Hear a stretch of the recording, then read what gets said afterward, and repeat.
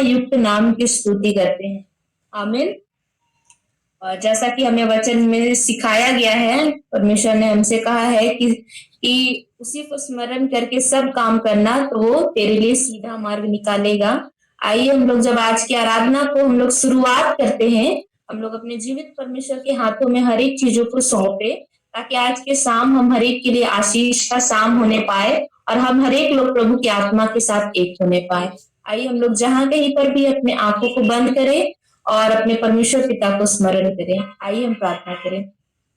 धन्यवाद धन्यवाद धन्यवाद देते हैं महान जीवित अनुग्रहकारी परमेश्वर, हम आपका फिर से पिता बहुत बहुत धन्यवाद देते हैं आज के इस अच्छे समय के लिए पिता, जो आपने हमें दिया है पिता, कि प्रभु हम पूरे दिन भर के जीवन को व्यतीत करने के बाद प्रभु आप पिता परमेश्वर आज के सामने प्रभु फिर से पिता तेरे सम्मुख बैठने पाते हैं पिता। हाँ प्रभु हम हर एक तुझे स्मरण करते हैं पिता और प्रभु आपको आमंत्रित करते हैं पिता।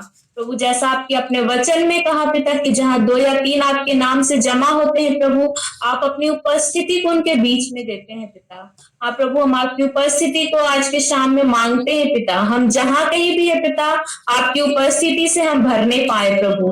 हाँ पिता परमेश्वर हम पूरी आराधना को तेरे हाथों में सौंप देते हैं पिता। हाँ प्रभु हर एक बातें प्रभु तेरे नियंत्रण में होने पाए पिता। हम पवित्र आत्मा आपका स्वागत करते हैं प्रभु और हर एक बातों की अगुवाई हम आपसे चाहते हैं पिता। हम चाहते हैं प्रभु कि आज के सामने प्रभु आपकी अगुवाई होने पाए पिता और हम आपके पीछे चलने पाए प्रभु, आपकी बातों में से सीखने पाए पिता। हाँ प्रभु आराधना के जरिए पिता, वचन के माध्यम से प्रभु जो कुछ होता है पिता, हाँ प्रभु होने पाए पिता कि हम हर एक प्रभु उन बातों के द्वारा सीखने पाए पिता। हाँ प्रभु हम हर एक को एक अच्छा मन दीजिए पिता, ताकि प्रभु आज के सामने सिर्फ हम बैठने वाले ना बने पिता, बल्कि हम वचन को सुन करके प्रभु उसके अनुसार चलने वाले होने पाए पिता। प्रभु जितने लोग जुड़ रहे हैं पिता, हम उनको भी तेरे हाथों में सौंपते हैं प्रभु, हर एक की सहायता करिए पिता, ताकि प्रभु हर एक लोग समय से जुड़ने पाए पिता। हर एक फोन नेटवर्क्स को तेरे हाथों में सौंपते हैं प्रभु। हाँ प्रभु हर एक बातें तेरे हाथों में नियंत्रित होने पाए प्रभु, ताकि हम किसी भी रीति से पिता आज के उत्तम भाव को पिता हाँ पिता छोड़ने ना पाए पिता। हाँ प्रभु हमारी की सहायता कर पिता। हाँ प्रभु हम आज के आराधना में वचन में जितने लोग लीड करते हैं पिता, हम सबको तेरे हाथों में सौंपते हैं प्रभु। हर एक की अगुवाई कर पिता, हर एक के जरिए तू हमसे बोली और बातचीत करिए पिता। हम अपने हर एक पाप दोष गुनाह को तेरे सम्मुख रखते हैं पिता और प्रार्थना यीशु के नाम से मांगते हैं प्रभु, आप सुनिए स्वर्ग के राज्य में ग्रहण कीजिए। आमीन। और आइए हम लोग इस समय हम लोग आराधना में जाएंगे और हमारे बीच में भाई संतोष और बहन विभा है। हम लोग उनको स्वागत करते हैं कि वो आए और आराधना में हम हर एक की अगुवाई करें, कि आगे का समय आराधना का हम उनको देते हैं। इंटरनेट थोड़ा सा कुछ चल रहा है, तो अगर क्लियर ना हो वॉइस तो माफ कीजिए। और आइए हम लोग आप लोग अपने अपने जगह में उस प्रभु को महिमा दे। ये जो भी माध्यम है जिससे हम जुड़ पाते हैं, ये पटना बनने पाए, लेकिन आइए हम लोग अपने अपने स्थानों में प्रभु को महिमा दे। आइए हम लोग इस कोरस को गाएंगे जो कहता है, परमेश्वर पिता परमेश्वर तू ही है दाता हमारे जीवन का, जीवन से भी है उत्तम तेरी करुणा सदा हम पर। परमेश्वर पिता परमेश्वर तू ही है दाता हमारे जीवन का, जीवन से भी है उत्तम तेरी करुणा सदा हम पर। परमेश्वर पिता परमेश्वर तू ही है दाता हमारे जीवन का, जीवन से भी है उत्तम तेरी करुणा सदा हम पर। हम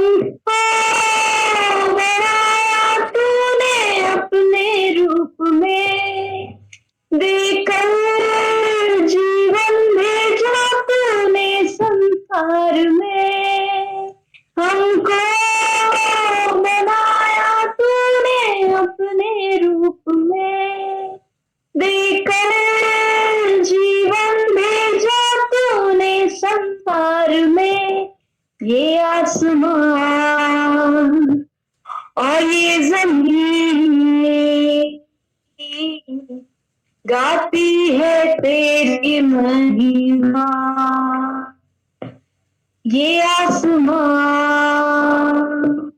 और ये जमीन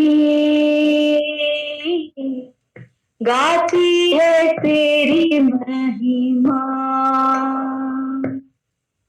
परमेश्वर, पिता परमेश्वर, तू ही है दाता हमारे जीवन का। जीवन से भी है उत्तम तेरी करुणा सदा हम पर। धन्यवाद देते हैं प्रभु जी, सच में ये जीवन आपका दिया हुआ है प्रभु, और आप हमें ये समय देते कि हम तेरी आराधना कर सके, इसके लिए हम तेरा धन्यवाद करते हैं। धन्यवाद प्रभु। आइए इस समय जब प्रभु ये जीवन को दिया है, इस जीवन से हम लोग उसको सच में धन्यवाद दे। और यहाँ पे एक वचन एक मैं पढ़ रही थी अभी थोड़ी देर पहले कि यहाँ पे लिखता है वचन संहिता 113 में कि स्तुति के योग्य नाम, और इसमें यहोवा की स्तुति करने की बात वो लिखता है। तो आइए हम लोग एक बार फिर से और एक गीत को गाएंगे, और ये गीत है जो कहता है कि प्रभु तू बढ़े मैं घटूं। और ये बात हम तभी कह सकते हैं कि प्रभु हमारे जीवन में आप बढ़ने पाए और हम घटने पाए। और ये जब हम कहते हैं ये बातों को, ये शब्दों को, तो यानी हमारा विश्वास उस पर इतना अडिग है या इतना अटल है कि हम जान चुके हैं या चख चुके हैं कि उसके हर एक प्लान्स जो हमारे लिए है वो अच्छे हैं, और हमसे ज्यादा अच्छा वो हमारे लिए सोच सकता है। और हमने जो बातें हैं, जो संसार की बातें हैं, पाप की बुराई की बातें हैं, वो जो इस चीज के द्वारा हमारे जीवन में आता है वो हर एक चीज घटने पाए। और प्रभु की बातें जब बढ़ती है तो हम लोग सच में इसकी असीम आशीष और अनुग्रह को महसूस कर पाते हैं, जो जिसको बयां करने का शायद शब्द भी कम पड़े। आइए इस गीत को मन से, हृदय से हम लोग कहते हुए गाए, प्रभु में हमारे जीवन में बढ़ने हम घटने पाए। पवित्र आत्मा इन शब्दों में को बोलने में हमें पिता उस हृदय को दे पिता, कि हम इसे सच में कह सके कि आप बढ़ने पाए और हम घटने पाए। तेरे नाम के लिए जिए हम, तेरे नाम के लिए जिए हम, तेरे नाम के लिए जिए हम, तेरे नाम के लिए जिए हम। तू बढ़े मैं घटूं, मेरे जीवन से महिमा तुझे मिले। तू बढ़े मैं घटूं, मेरे जीवन से महिमा तुझे मिले। यीशु स्तुतियों के बीच में विराजमान प्रभु, तू बढ़े और मैं घटूं। स्तुतियों के बीच में विराजमान प्रभु, तू बढ़े और मैं घटूं। तू बढ़े मैं घटूं, मेरे जीवन से महिमा तुझे मिले। तू बढ़े मैं मेरे जीवन से महिमा तुझे यीशु, तू मेरा है, मैं तेरा हूँ, तू मेरा है, मैं तेरा हूँ। हाँ प्रभु, तू मेरा है, मैं तेरा हूँ, तू मेरा है, मैं तेरा हूँ। ऐ खुदा, मेरे खुदा, मेरा जीवन तेरा खुदा, ऐ खुदा, मेरे खुदा, मेरा जीवन तेरा खुदा, तू बढ़े मैं घटूं, मेरे जीवन से महिमा तुझे मिले यीशु। धन्यवाद देते हैं प्रभु जी कि हमें इस बात को बताने के लिए कि ये जीवन आपका दिया हुआ है, और पिता न केवल आपने जीवन दिया लेकिन इसे संभाला भी तूने ही प्रभु, इसे तराशा भी तूने ही पिता, इसे गोड़ई से जो नाश होने की कगार पे था उसे पिता अपने अनमोल लहू से खरीद वापस उस अच्छे जगह पे हमें ठहराता है। उसके लिए धन्यवाद प्रभु, धन्यवाद देते समय देने के लिए कि जब तो वचन से हर दिन हमसे बातचीत करता है दास दासियों के द्वारा प्रभु, और आज की भी शाम प्रभु जी जब तूने अपने दास को ठहराया है उनसे तू उस बातों को बोल जो तू चाहता है प्रभु, कि हमारे जीवन में और अधिक हम बढ़ता पिता उन लक्ष्यों को लेकर चलने पाए प्रभु जी, और हर एक बातों से पिता हमारे हृदय को तू सच में काम कर पिता, कि हम हर दिन पिता बदलने पाए प्रभु जी, और सच में हम ये चाहते हैं पिता, और क्योंकि हम जानते हैं पिता कि अंततः हमें आप में ही हर एक बातें मिलेंगी प्रभु जी। आप पिता दुनिया की ओर हम दृष्टि कर देखें लेकिन इस दुनिया में हम उतने ही पल के लिए होंगे पिता जितना पल आपने हमें रखा है उन कार्यों को पूरा करने के लिए पिता, जिसके लिए हमें बनाया है, सृजा है प्रभु, कि हम आपकी महिमा कर सके पिता। इस पल में हमें अपनी महिमा की बात से भर, अपने ज्ञान की बातों से भर पिता, उस ज्ञान को पिता जो तू हमें देता है, जो हमें नाश होने से बचाता है, इसके लिए हम धन्यवाद देते हैं। या इस माहौल को, इस समय को तेरे हाथों में सौंपते हैं, तमाम बातों को तेरे हाथ में सौंप के प्रार्थना यीशु मसीह के नाम से मांगते हैं, आमीन। और ये इस समय हम लोग वचन में जाएंगे और हमारे बीच में पास्टर, उनको हम लोग निवेदन करेंगे कि वो इस समय आगे हमें लीड करे।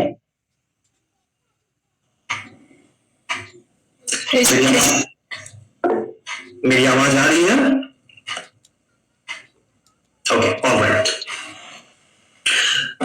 मैं परमेश्वर का धन्यवाद देता हूं इस सुंदर शाम के समय के लिए, और गॉड ब्लेस यू मिनिस्ट्री का भी धन्यवाद देता हूं, और इसके साथ ही जितने इस मिनिस्ट्री से जुड़े जितने भी विश्वासी भाई बहन आज की शाम में जुड़े हैं, मैं बहुत आनंदित और बहुत ही खुश हूं कि मैं परमेश्वर ने मुझे ये सौभाग्य दिया कि आज की शाम में मैं एक सुंदर समय को आप लोगों के साथ में बिता सकूं और आप लोगों के बीच में वचन की सेवकाई को कर सकूं।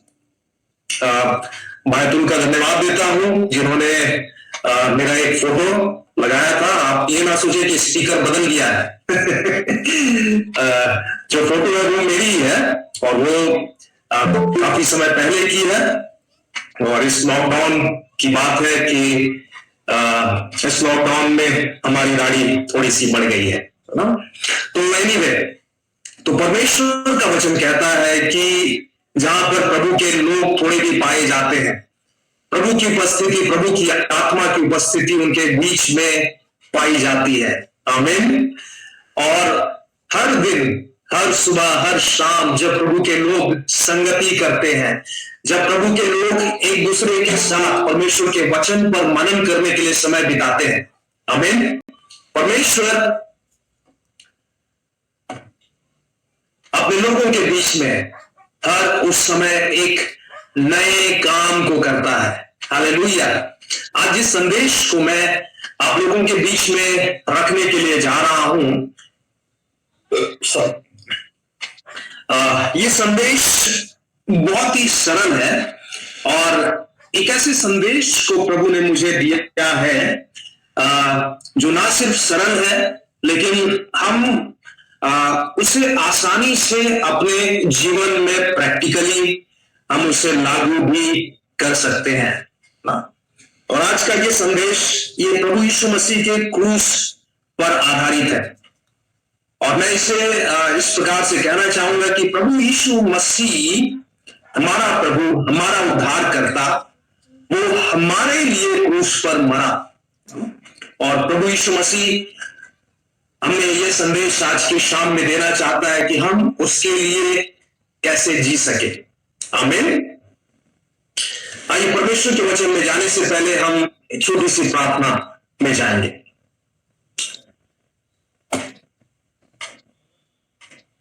आइए हम सभी अपने आंखों को बंद करेंगे, हम अपने हृदय को परमेश्वर के लिए खोलेंगे। और आशा काराबारी बोर शानदारा रिगाला दाराबारी बोर यांदरा, हम प्रभु से कहेंगे कि प्रभु तू मेरा स्वामी है, प्रभु तू मन और हृदय को जांचने वाला प्रभु है। प्रभु मेरे मन में, मेरे मुंह में ऐसी कोई बात नहीं जिसे तू नहीं जानता हो। खुदा मेरी हर एक जरूरत प्रभु तुझसे छिपी नहीं है, प्रभु मेरी आत्मिक जरूरत तुझसे छिपी नहीं है, प्रभु मेरा जीवन तुझसे छिपा हुआ नहीं है। खुदा आज के शाम में प्रभु हमें से हर एक के हृदय में, जिसने अपने वचन में कहा कि तुम्हारा शरीर, तुम्हारा हृदय मेरी आत्मा का मंदिर है, प्रभु हम प्रार्थना करते हैं वो पावन आत्मा, पवित्र आत्मा जो हमारा सहायक है, प्रभु आज की शाम में समय में हमें से हर एक के हृदय में कब्जा करने पाए। प्रभु हर एक को एक अच्छा नेटवर्क को दीजिएगा प्रभु। प्रभु आज की शाम में तेरी आत्मा प्रभु हमसे बोलने और बातचीत करने पाए। प्रभु मुझे हर एक ह्यूमन एरर से बचाइएगा प्रभु, मुझे प्रभु को अपने हाथों में ले लेना और प्रभु तो इस्तेमाल करना खुदा। प्रभु आज के दिन में प्रभु ये शाम हमें से हर एक के लिए एक अनोखी शाम बन जाने पाए, क्योंकि प्रभु जिस शाम में प्रभु तू होता है, जिस जीवन में तू होता है, वो अनोखा और अद्भुत हो जाता है। प्रभु हम धन्यवाद करते हैं, तूने प्रार्थना को सुना है। धन्यवाद के साथ प्रार्थना आपके इकलौते बेटे और हमारे उद्धारकर्ता प्रभु यीशु मसीह के नाम में मांगते हैं, आमीन आमीन। मेरे साथ अपनी बाइबल को खोलकर निकाल ले मत्ती उसका 16 अध्याय। यदि आप में से कोई वचनों को पढ़ने में मदद करेंगे तो ये मेरे लिए बहुत ही सहायक और हेल्पफुल होगा। मत्ती उसका 16 अध्याय। तो ये आज का संदेश ये टॉपिकल नहीं है ना, अर्थात विषयात्मक नहीं, लेकिन मैंने एक पैसेज को लिया है और हम इस पर पूरे समय के लिए मनन करेंगे और देखेंगे कि परमेश्वर किस प्रकार से इस पैसेज के द्वारा हमसे बातचीत करना चाहता है। मत्ती 16 अध्याय उसका 13 पद से लेकर हम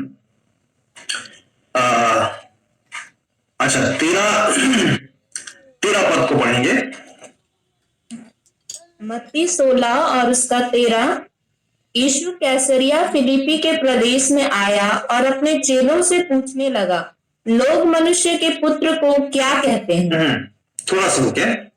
तो यीशु वो जब पृथ्वी में अपने जीवन को बिता रहे थे और अपनी सेवा को पूरा कर रहे थे, तो एक समय ऐसा आया कि वो लोगों से कई प्रकार की बातों को सुन रहे थे। यीशु मसीह अपने विषय में कई बातों को सुन रहा था, है ना। तो यीशु मसीह ने अपने चेलों से पूछा। किससे पूछा? अपने चेलों से। ठीक है, क्या पूछा? कि लोग मनुष्य के पुत्र को क्या कहते हैं। मनुष्य का पुत्र यीशु मसीह को भी कहा जाता है। यीशु मसीह को परमेश्वर का पुत्र भी कहा जाता है, यीशु मसीह को मनुष्य का पुत्र भी कहा जाता है ना। ये दोनों ही टाइटल यीशु मसीह के लिए दिया गया। मनुष्य का पुत्र इसलिए नहीं क्योंकि वह कुंवारी मरियम जो एक मनुष्य ही थी उससे उसने जन्म लिया, वरन ये एक भविष्यवाणी को दिखाता है जो परमेश्वर की आत्मा ने इजराइलियों के बीच में यीशु मसीह के आने के बहुत साल पहले किया था ना। और प्रभु के एक दास ने आने वाले मसीहा को एक मनुष्य के पुत्र के समान देखा। तो मनुष्य का पुत्र इस बात को दिखाता है कि आने वाला मसीहा जिसका इंतजार इजरायली लोग कई सालों से करते आ रहे थे, वो और कोई नहीं वरन यीशु मसीह है। तो यीशु मसीह अपने चेलों से पूछने लगा, लोग मनुष्य के पुत्र को क्या कहते हैं, अर्थात लोग मुझे क्या कहते हैं। इसका 14 और 15 पद। उन्होंने कहा, कुछ तो यूहन्ना बपतिस्मा देने वाला कहते हैं, और कुछ एलिया, और कुछ यिर्मयाह या भविष्यवक्ताओं में से कोई एक कहते हैं। उसने उनसे कहा, परंतु तुम मुझे क्या कहते हो।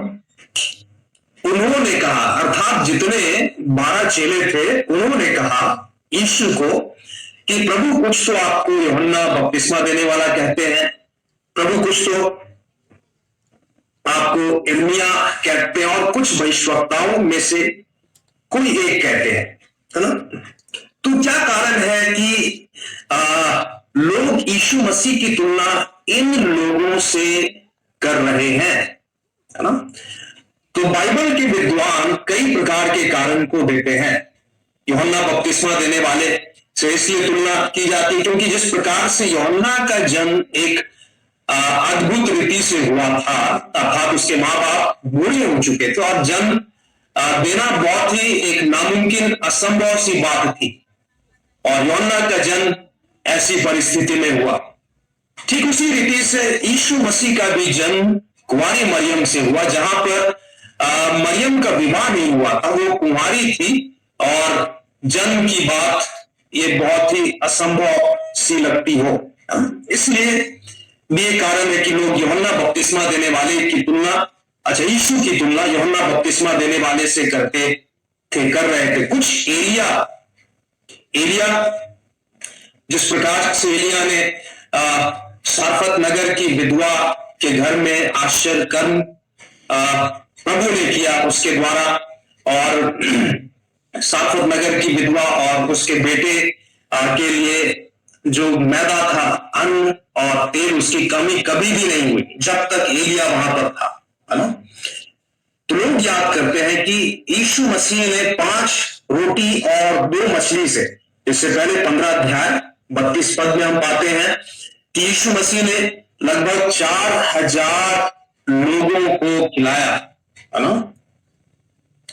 तो लोग इसलिए भी यीशु मसीह को सोच रहे थे कि वो एलिया होगा। कुछ यिर्मयाह भविष्यवक्ताओं में से कहते थे, क्यों? क्योंकि यिर्मयाह भविष्यवक्ता एक ऐसा भविष्यवक्ता था जिसको उसके समय के इजरायलियों ने बहुत दुख दिया, और वो एक दुख उठाने वाला दुख भोगी मनुष्य था, है ना। यीशु मसीह वो भी हमारे लिए दुख उठाने के लिए आया, और वो दुख से उसकी पहचान थी। इसलिए लोग यीशु मसीह की तुलना इन सब से कर रहे हैं, है ना। लेकिन लोग देखिए, उनकी आंखें वास्तविकता को देखने के लिए अब भी बंद है। ये बंद क्यों है आप जानते हैं? ये बंद इसलिए है क्योंकि परमेश्वर का आत्मा, परमेश्वर अपने आप को उसी पर प्रकट करना चाहता है जिस पर वो प्रकट करना चाहता है ना। आज इस संसार में बहुत सारे लोग हैं, कई लोगों ने परमेश्वर के वचनों को सुना, कई लोगों ने सुसमाचार को सुना, लेकिन क्या कारण है कि कुछ ही लोग आज विश्वास में पाए जाते हैं। कारण यह है कि परमेश्वर ने मुझे और आपको इस जगत के नींव के गड़े जाने से पहले से ही चुन लिया था। हालेलुया, है ना? और परमेश्वर जिसको चुनता है, परमेश्वर अपने आप को उस पर प्रकट करने वाला परमेश्वर है। उन लोगों की आंखें इसलिए बंद थी क्योंकि वो हो सकता है कि परमेश्वर के चुने हुए ना हो, है ना? और एक कारण यह भी हो सकता है कि परमेश्वर का दिया हुआ समय जब वो उद्धार को पाएंगे, वो समय उनके जीवन में तब तक नहीं आया था। इन दोनों में से कोई भी एक कारण हो सकते हैं। लेकिन यीशु ने उनसे कहा, पूछा, परंतु, है ना, एक शब्द है परंतु, तुम मुझे क्या कहते हो, मैं कौन हूं? हम 16 और 17 पद को पढ़ेंगे। शमौन पतरस ने उत्तर दिया, तू जीवते परमेश्वर का पुत्र मसीह है। यीशु ने उसको उत्तर दिया, हे शमौन, योना के पुत्र, तू धन्य है, क्योंकि मांस और लहू ने नहीं, परंतु मेरे पिता ने जो स्वर्ग में है यह बात तुझ पर प्रकट की है। हम देख रहे हैं यहां पर, है ना, 16 पद में शमौन पतरस, शमौन यहां पर स्पोक्स पर्सन, है ना, सभी 12 चेलों के बीच में वो एक स्पोक्स पर्सन के रूप में यीशु मसीह को यह जवाब दे रहा है कि प्रभु, तू जीविते परमेश्वर का पुत्र मसीह है। Hallelujah, hallelujah.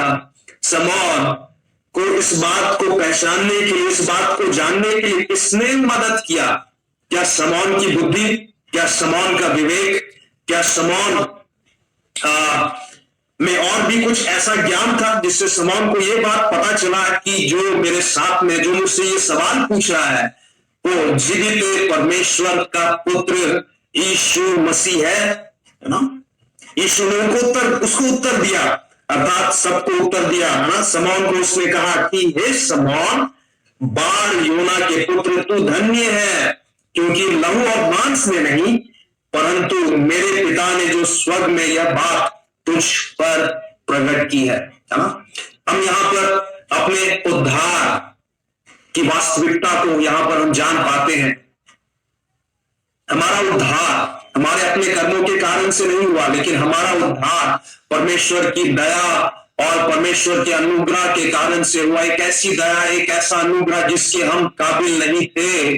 परमेश्वर ने हमसे तब प्रेम किया जब हम पापी ही थे।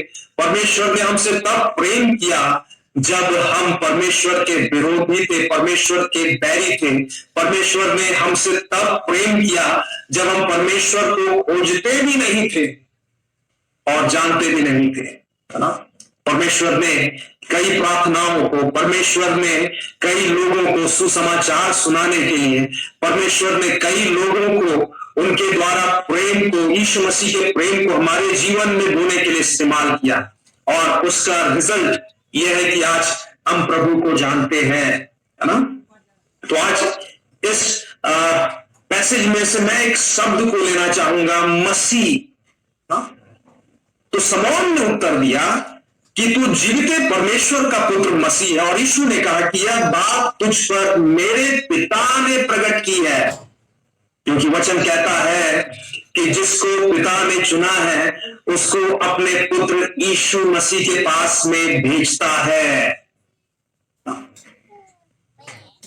और वो परमेश्वर के वचन को सुनकर, परमेश्वर का वचन मानो जब उसके कानों में, उस कानों के द्वारा उसके हृदय, उसकी आत्मा में बोया जाता है, तो पवित्र आत्मा एक सर्जन के समान उसके हृदय की सर्जरी करता है और उसके पत्थर रूपी हृदय को तोड़ता है, काटता है, बेधता है और देता है, जो परमेश्वर की आवाज को सुनकर उसका उत्तर दे सके। जिस प्रकार से लाजर ने किया, लाजर जब मरा हुआ था और उसका शरीर, उसका हृदय वो पूरी तरह से मृत और बेजान था, उसने यीशु की आवाज को सुना और उसके हृदय ने धड़कना शुरू कर दिया, उसके शरीर में कार्य करना शुरू कर दिया, ठीक इसी प्रकार से जब एक पापी व्यक्ति जिसको परमेश्वर ने चुना है वो सुसमाचार की आवाज को सुनता है,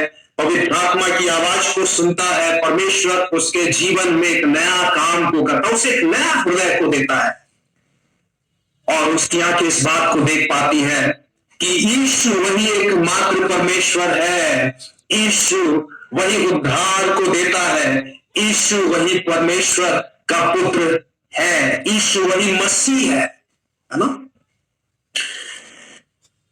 तो ये बात हम पर परमेश्वर की आत्मा ने प्रकट किया है, हमारे बल से, हमारी ताकत, हमारी बुद्धि से नहीं, लेकिन परमेश्वर की आत्मा के द्वारा मैं और आप बचाए गए हैं। तो यीशु मसीह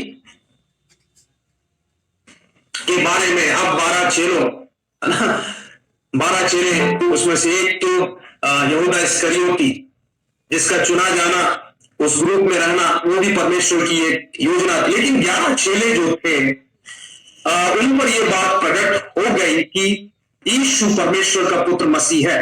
हम देखेंगे 20 पद।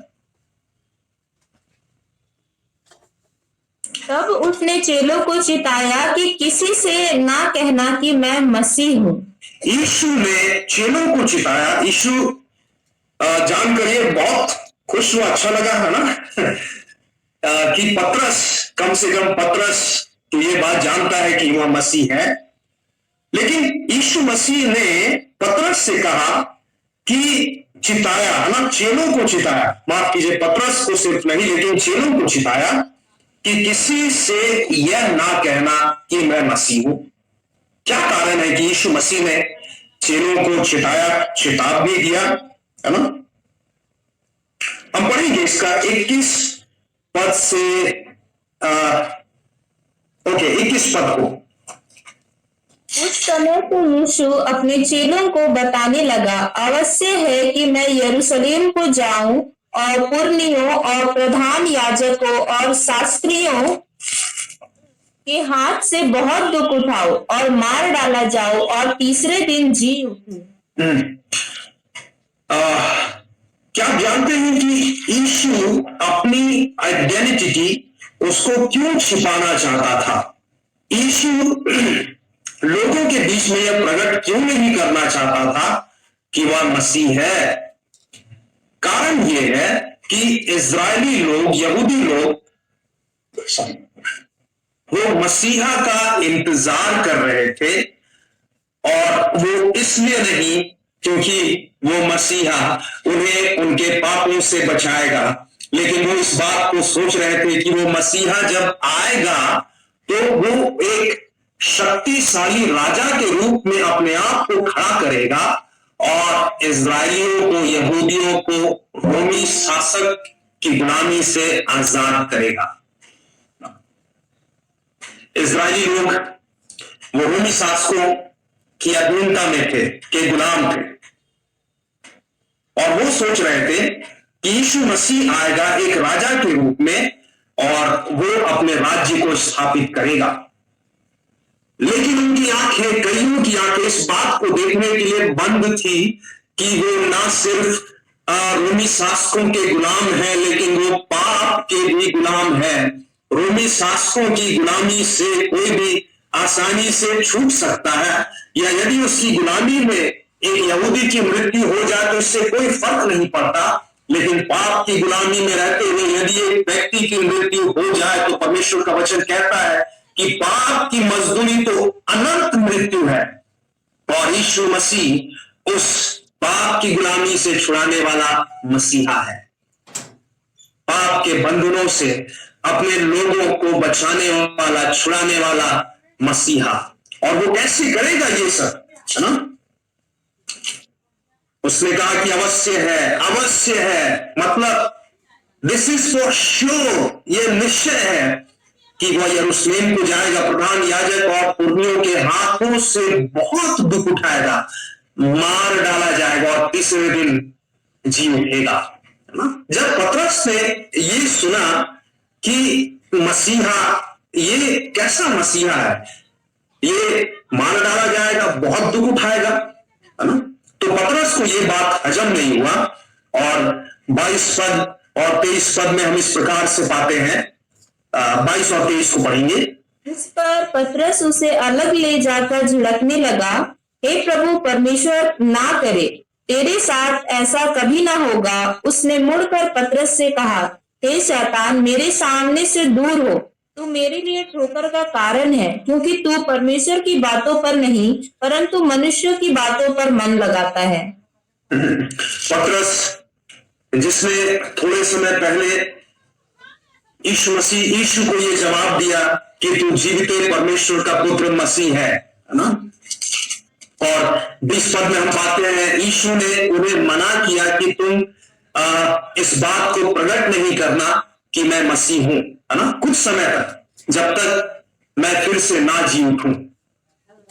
अब उसका कारण हम यहां पर पाते हैं, जब यीशु ने अपने मकसद को बताया कि यीशु उसका आगे का भविष्य क्या है ना, आगे क्या होने वाला है, तो पतरस को यह बात पसंद नहीं आया और वो क्या करने लगा, उसने सोचा कि ऐसा तो नहीं होना चाहिए। मसीह मतलब एक ऐसा शक्तिशाली राजा जो खड़ा होगा, है ना, और हम भी क्या होंगे, उसके साथ में इजराइल पर खड़े होंगे, इजराइल देश में शासन करेंगे, रोमियों को यहां से बाहर निकालेंगे। लेकिन ये क्या, वो दुख उठाएगा, वो मार डाला जाएगा, तीसरे दिन जी उठेगा। एक मसीहा जो परमेश्वर है वो कैसे दुख उठा सकता है, कैसे उसकी मृत्यु संभव है, कैसे वो अपने आप को इतना नम्र बना सकता है कि अपने विरोधियों के हाथों मृत्यु को भी स्वीकार करे। यह बात उसे हजम नहीं हुई और पतरस उसे अलग ले जाकर झिड़कने लगा और कहा कि तेरे साथ ऐसा ना हो। यीशु मसीह ने क्या कहा, पतरस की तारीफ नहीं की, पतरस को समझाया नहीं, लेकिन पतरस को डांटा और उसने कहा कि हे शैतान, मेरे सामने से दूर हो, तू मेरे लिए ठोकर का कारण है, क्योंकि तू परमेश्वर की नहीं परंतु मनुष्यों की बातों पर मन लगाता है ना।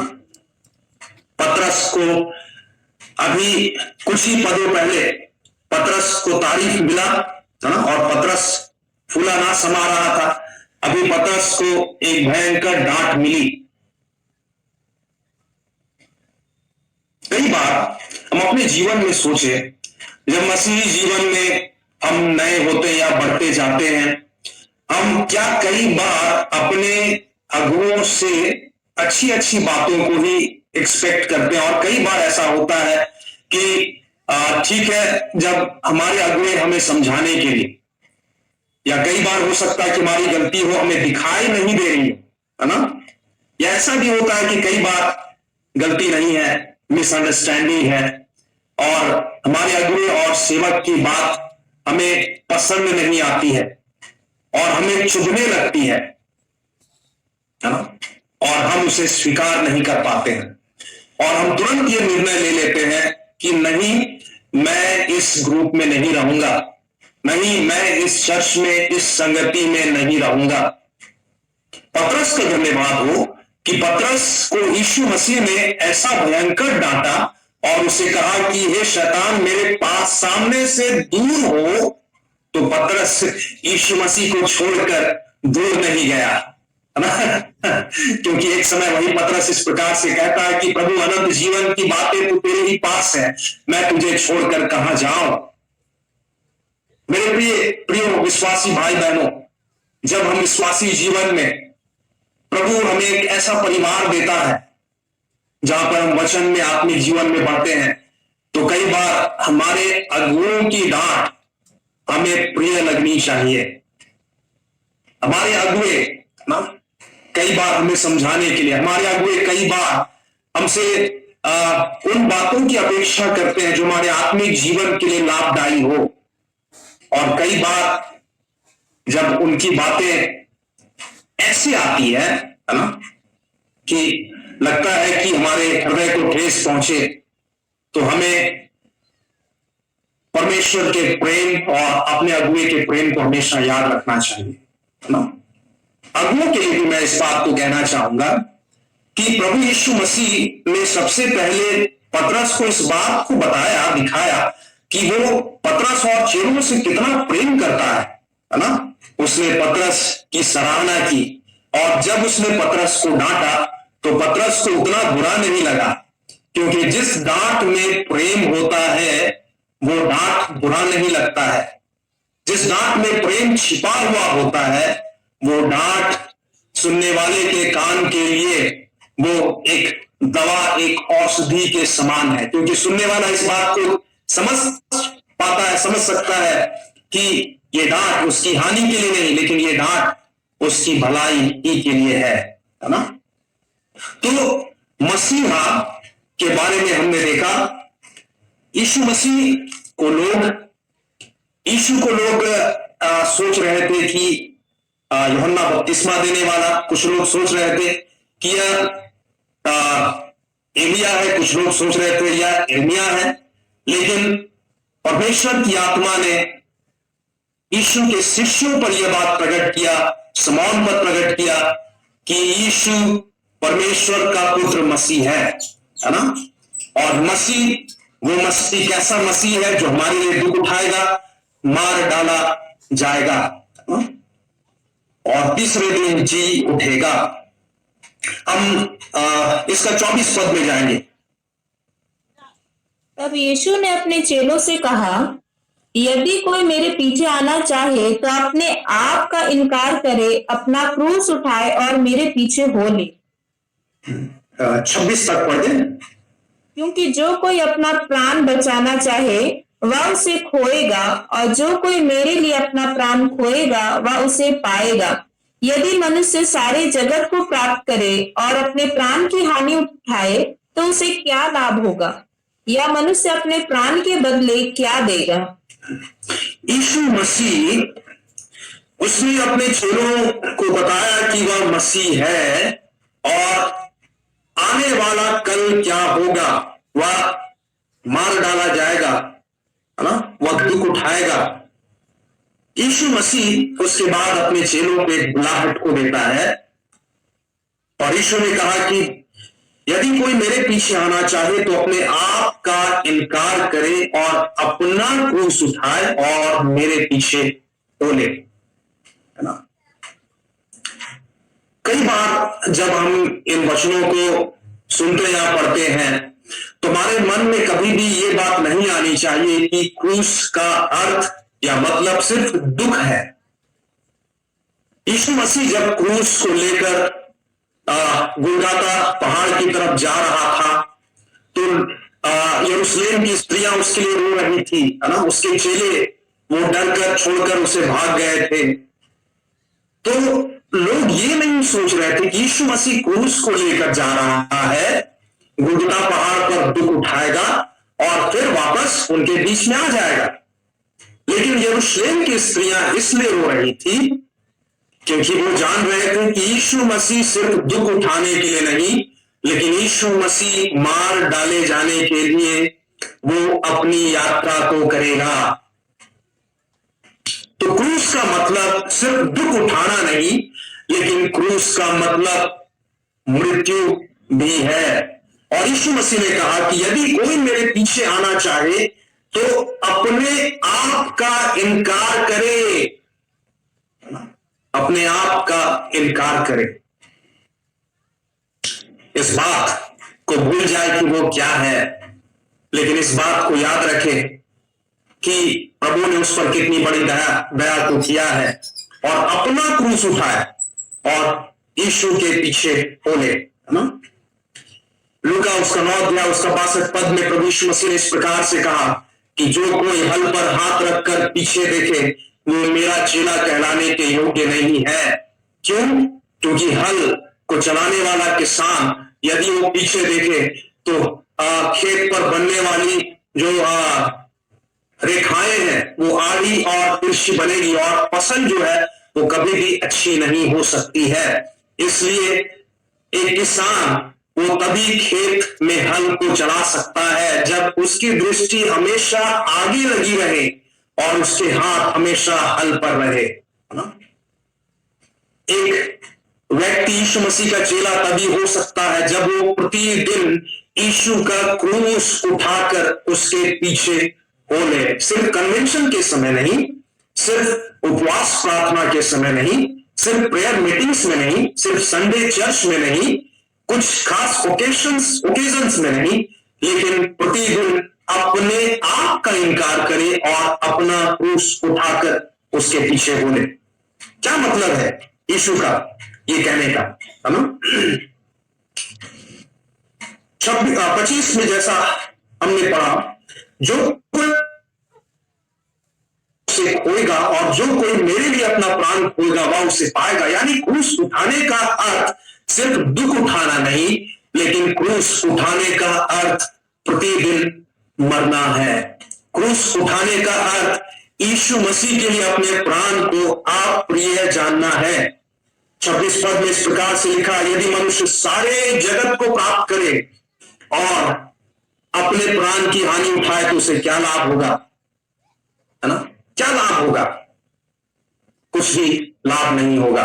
प्रभु यीशु मसीह ने मेरा और आपका चुनाव इसलिए किया है ताकि परिस्थितियां कैसी भी हो,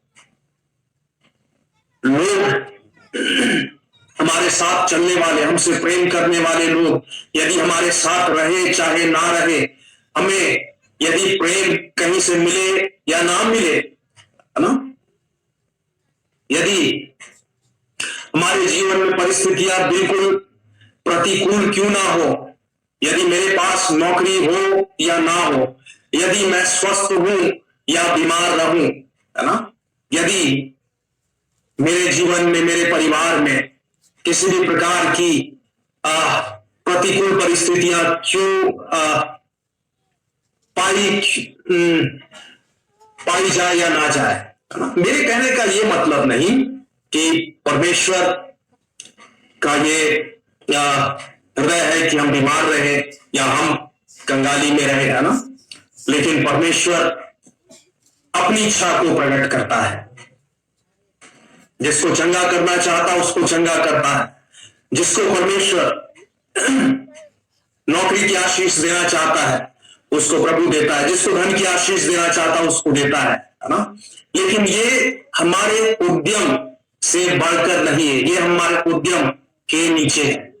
हमारी जीविका हमारे उद्यम के नीचे है। हमारी जीविका हमारे परिवार के लिए कमाना, है ना, लेकिन हमारा उद्यम जो है वो है प्रभु की सेवा के लिए प्रतिदिन अपने आप को समर्पित करना। ये हमारा उद्यम होना चाहिए। तो क्रूस उठाना ये आसान नहीं है, क्योंकि क्रूस उठाने में सबसे पहला है दुख है, दर्द है और मरना है ना। प्रभु यीशु मसीह ने यह नहीं चाहा कि जिस प्रकार से उसकी मृत्यु हुई उस समय उसके चेले भी उसके साथ वैसी मृत्यु को प्राप्त करें। वो मृत्यु को प्राप्त किए, लेकिन प्रभु की सेवा को पूरा करने के बाद में, लेकिन प्रभु यीशु मसीह की योजना इस संसार के सभी विश्वासियों के लिए यह है कि वो संसार का इनकार करे, अपने आप का इनकार करे और यीशु के क्रूस को, अपने क्रूस को, है ना, यीशु का क्रूस नहीं, मैं यहां पर सुधार देना चाहता हूं, अपने क्रूस को उठाकर यीशु के पीछे हो जाए। यह आसान नहीं है ना, जैसा मैंने कहा। कई बार हम नम्र बनने की कोशिश करते हैं और ये एक अच्छी बात है। हम दीन बनने की कोशिश करते हैं और हमें अच्छा लगता है कि हम प्रभु के लिए छोटे और छोटे गिरे जाए, है ना, और हमें ये बोलने में अच्छा लगता है कि मैं कुछ भी नहीं हूं, मैं कुछ भी नहीं हूं, लेकिन मजाल है कि कोई दूसरा आपको बोल दे कि आप कुछ भी नहीं है।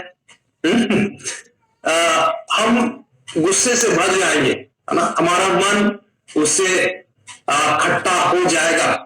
अरे मैं बोल सकता हूं कि मैं छोटा हूं, मैं कुछ भी नहीं हूं, है ना, लेकिन तुम कौन होते हो जो तुम मुझे बोल सकते हो कि तुम कुछ भी नहीं हो। कई बार बहुत सारी प्रैक्टिकल बातें हमारे जीवन के लिए कठिन होती है ना। हमारे जीवन के कई चुनाव जहां पर परमेश्वर का आत्मा हमारी अगुवाई करता है कि हम सही उसको क्या बोलेंगे, लाइफ पार्टनर, जीवन साथी को चुने, है ना। लेकिन कई बार हमारा हृदय, जवानों का हृदय, वो ऐसे जीवन साथी को चाहता है जो मेरा हृदय चाहता है, परमेश्वर की इच्छा नहीं, परमेश्वर की मर्जी नहीं। और जब परमेश्वर ना कहता है तो वो बात सुनना बहुत मुश्किल होता है। लेकिन परमेश्वर को मनाने के लिए कई बार जवान उपवास प्रार्थनाओं को भी रखते हैं। परमेश्वर को खुश करने के लिए। परमेश्वर लगता है कि प्रसन्न हो जाएगा, और फिर जो परमेश्वर की इच्छा नहीं है, परमेश्वर उसको कर देगा जीवन में, है ना। मेरा समय समाप्त हो रहा है।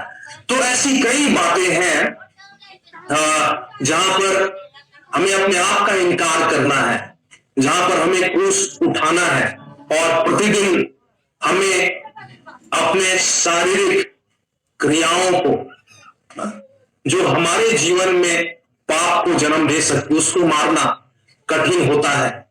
लेकिन यह असंभव नहीं है। हम देखेंगे रोमियो उसका 8 अध्याय, उसका 12 और 13 पर।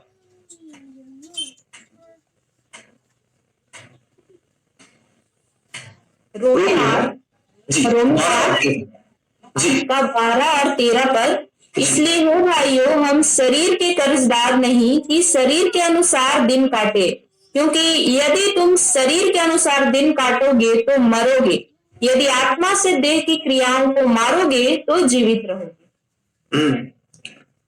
परमेश्वर का वचन कहता है, हे भाइयों, हे बहनों, तुम शरीर के कर्जदार नहीं हो कि शरीर के अनुसार दिन काटोगे, है ना। लेकिन जब आत्मा से शरीर की क्रियाओं को मारोगे तब जीवित रहोगे। जब आत्मा से, पवित्र आत्मा से, परमेश्वर के वचन से, परमेश्वर की उपस्थिति में जाने के द्वारा प्रतिदिन अपने घमंड रूपी स्वभाव को, प्रतिदिन अपने और भी पाप रूपी स्वभाव को, उसको मारोगे तो जीवित रहोगे। हमारे बीच में कभी भी ये अंधविश्वास नहीं होना चाहिए कि जिस दिन मैंने बपतिस्मा लिया उस दिन मेरे सारे पाप खत्म हो गए, है ना। उसके बाद मैं पापी नहीं रहा और मुझसे पाप नहीं होंगे। लेकिन सच तो यह है कि जानबूझकर या अनजाने में कई बार हमसे पाप हो जाते हैं, है ना, क्योंकि हम मनुष्य हैं और हम इस पाप रूपी संसार में पाए जाते हैं। हम पाप से संघर्ष कई बार करते हैं और हम इस संघर्ष पर तभी विजय पा सकते हैं जब हम आत्मा से, परमेश्वर के वचन से शरीर की क्रियाओं को मारना सीखे। दाऊद अपने भजन संगीता में इस प्रकार से कहता है कि मैंने परमेश्वर के वचन को अपने हृदय में रख छोड़ा है कि मैं परमेश्वर के विरोध में पाप ना करूं। अय्यूब भी कुछ अच्छी बातों को इस प्रकार से कहता है ना। इसलिए परमेश्वर ने कहा कि दाऊद मेरे हृदय के करीब का मनुष्य है। लेकिन इसका अर्थ यह नहीं कि दाऊद से पाप नहीं हुआ। दाऊद ने पाप किया, लेकिन उसने पश्चाताप भी किया और वो परमेश्वर के पास में आया, है ना। उसने अपने आप को मारना सीखा। तो यीशु मसीह, जब लोगों ने उसे यीशु के बारे में कहा कि यह यूहन्ना बपतिस्मा देने वाला और एलिया हो सकता है, एर्मिया हो सकता है, लेकिन यीशु ने अपने आप को प्रकट किया कि मैं मसीह हूं, है ना। मसीह मतलब उद्धार देने वाला। और उसने हमारा उद्धार कैसे किया? उसने दुख उठाया, उसने हमारे पापों के लिए क्रूस पर अपनी जान को दिया और वो तीसरे दिन मुर्दों में से जी उठा। इसलिए वचन कहता है कि यदि यीशु हमारे पापों के लिए ना मरता, दुख नहीं उठाता और मुर्दों में से जी नहीं उठता, तुम्हारा विश्वास करना और प्रचार करना भी व्यर्थ है। यीशु वो मसीहा है, मसीहा जो हमारे पापों के लिए मरा, उसने अपना क्रूस उठाया और उसने अपनी दौड़ को पूरा किया। आज परमेश्वर की बुलाहट हमारे जीवन में ये है कि हम भी प्रतिदिन अपने क्रूस को उठाना सीखें।